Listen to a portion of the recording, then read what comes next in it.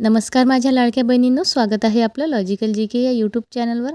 आजचा आपला टॉपिक आहे KYC पोर्टल सुरू करण्याबाबत। व्हिडिओ महत्त्वपूर्ण आहे, व्हिडिओ शेवटपर्यंत नक्की पूर्ण बघा आणि सगळ्या लाडक्या बहिणींपर्यंत व्हिडिओला जास्तीत जास्त शेअर करा। आणि मैत्रिणींनो, चॅनलवर नवीन असाल तर पटकन चॅनलला सबस्क्राईब करत चला।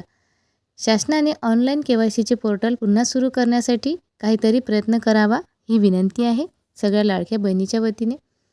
कारण बऱ्याच लाडक्या बहिणींची KYC चुकलेली आहे आणि काही बहिणींनी अजून KYC केलं नाही, त्यामुळे 3 महिन्यापासूनचा लाभ त्यांचा बंद आहे। आणि मैत्रिणींनो, आपण आपल्या चॅनलच्या माध्यमातून शासनापर्यंत ऑनलाईन पोर्टल सुरू करण्याबाबत विनंती करत आहोत आणि जास्तीत जास्त व्हिडिओच्या माध्यमातून आपण हाच मुद्दा मांडत आहोत आणि खात्रीशीर बातमी आपण आपल्या चॅनलवर दाखवत असतो। त्याचप्रमाणे तुमचा जर सपोर्ट असेल तर तुम्ही सुद्धा कमेंट बॉक्समध्ये नक्की कळवा, तुम्हाला ऑफलाईन KYC करायची आहे की ऑनलाईन। जेवढा तुमचा सपोर्ट जास्त असेल त्याचप्रमाणे आपल्याला इथे अपडेट बघायला मिळेल। कारण सगळ्या लाडक्या बहिणी जर सोबत असतील तर ऑनलाईन पोर्टल शासनाला सुद्धा चालू करावं लागेल। कारण KYC चुकल्यामुळे लाखो बहिणी लाभापासून वंचित आहेत। शेवटी वेबसाईट काम करत नव्हती, त्यामुळे बऱ्याच बहिणींची KYC सुद्धा झालेली नाही। 18 सप्टेंबरपासून KYC करण्यासाठी सुरुवात झालेली होती आणि पोर्टल सुरू झालेलं होतं।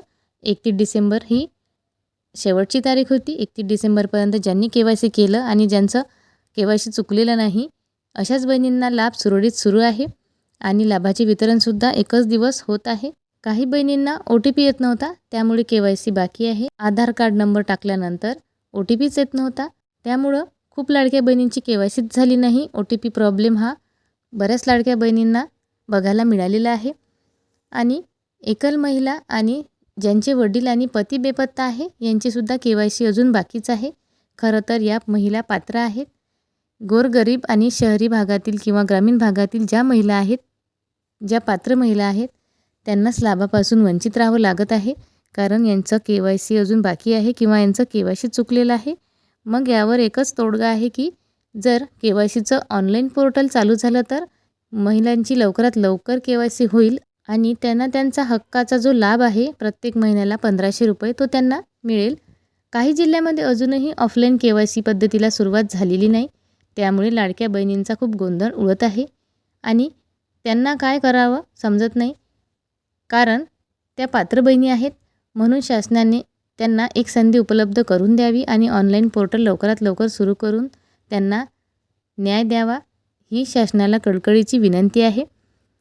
कारण मलासुद्धा बऱ्याच बहिणींच्या कमेंट येतात की आमच्या जिल्ह्यामध्ये अजूनही ऑफलाईन KYC पद्धत सुरू झालेली नाही किंवा अंगणवाडी सेविका ताई ह्या आम्हाला नकार देत आहे कारण त्यांच्याकडे याद्याच उपलब्ध नाही। तर काही जिल्ह्यांमध्ये KYCला सुरुवात झालेली आहे, परंतु काही जिल्ह्यामध्ये अजूनही KYC दुरुस्तीची पद्धत सुरू झालेली नाही। कारण त्यामुळे महिलांचा खूप गोंधळ उडत आहे। कारण अंगणवाडी ताईंकडे खूप जास्त कामं असतात आणि त्यांच्यावर कामाचं ओझं झालेलं आहे, त्यामुळे त्या नकार देत आहेत आणि त्यांना काही ठिकाणी या लाडक्या बहिणीचे जे फॉर्म भरलेले होते त्याचं मानधनसुद्धा मिळालेलं नाही, त्यामुळे त्यांनी नकार दिलेला असेल कदाचित।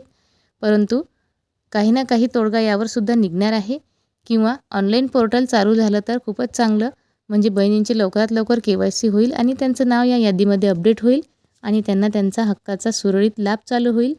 ज्यांची KYC चुकलेली आहे त्यांना तरी दुरुस्ती करण्याचा एक संधी मिळालेली आहे, परंतु ज्यांचं KYCच झालं नाही त्यांच्यासाठी सुद्धा एकदा पोर्टल सुरू करण्यात यावं ही आपण शासनाला विनंती केलेली आहे। तुमचासुद्धा सपोर्ट असेल तर या कमेंट बॉक्समध्ये नक्की कळवा, कारण तुमच्या सपोर्टशिवाय कुठलंही काम होत नाही। आणि आपण आपल्या चॅनलच्या माध्यमातून वारंवार शासनाला हीच विनंती करत आहोत की ऑनलाईन पोर्टल सुरू करावे आणि ऑनलाईन पोर्टल सुरू केला तर सगळ्याच बहिणींचा KYCचा प्रॉब्लेम सुटेल। मैत्रिणींनो, बातमी महत्त्वपूर्ण आहे, सगळ्या लाडक्या बहिणींपर्यंत जास्तीत जास्त शेअर करा आणि तुमचा सपोर्ट असाच कायम राहू द्या।